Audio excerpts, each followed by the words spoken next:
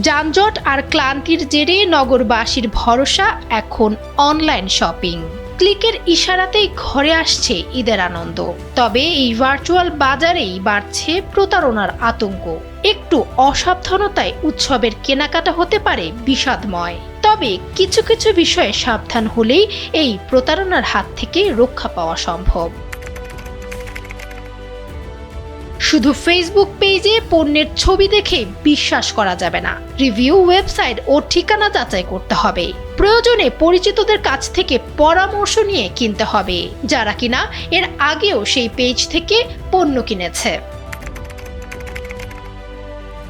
বাজার দরের চেয়ে অবিশ্বাস্য কম দামে ব্র্যান্ডের পণ্য নিয়ে সতর্ক থাকতে হবে, সাবধানে থাকতে হবে। এটি একটি বড় প্রতারণার ফাঁদ হতে পারে। লোভনীয় অফার দেখেই হুট করে অর্ডার করা যাবে না।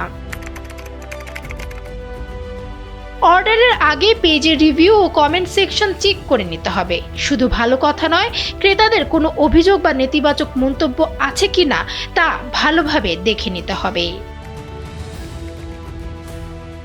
পণ্য হাতে পাওয়ার আগে পুরো টাকা পরিশোধ না করাই বুদ্ধিমানের কাজ। প্রতারণা এড়াতে সবসময় ক্যাশ অন ডেলিভারি বা পণ্য বুঝে টাকা দেওয়ার সুবিধাটি বেছে নেওয়াই সবচেয়ে উত্তম।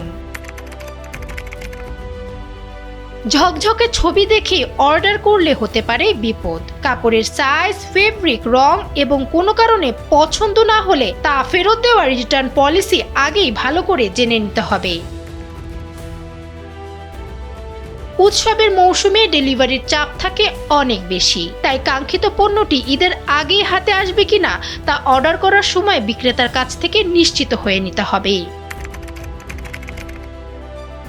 ওয়েবসাইটের নাম এবং বানানের লিঙ্কটি ভালো করে খেয়াল করতে হবে। অনেক সময় নামী ব্র্যান্ডের হুবহু নকল বা ভুয়া লিঙ্ক তৈরি করে প্রতারণার ফাঁদ পাতা হয়, তাই এ থেকে সাবধান থাকতে হবে। গোপন তথ্য কখনোই দেওয়া যাবে না। কেনাকাটার নামে ওটিপি, ব্যাংক কার্ডের পিন কিংবা বিকাশ নগদের পাসওয়ার্ড ভুলেও কাউকে দেওয়া যাবে না। কোনো বিশ্বস্ত প্রতিষ্ঠান কখনোই কারোর গোপন তথ্য জানতে চায় না।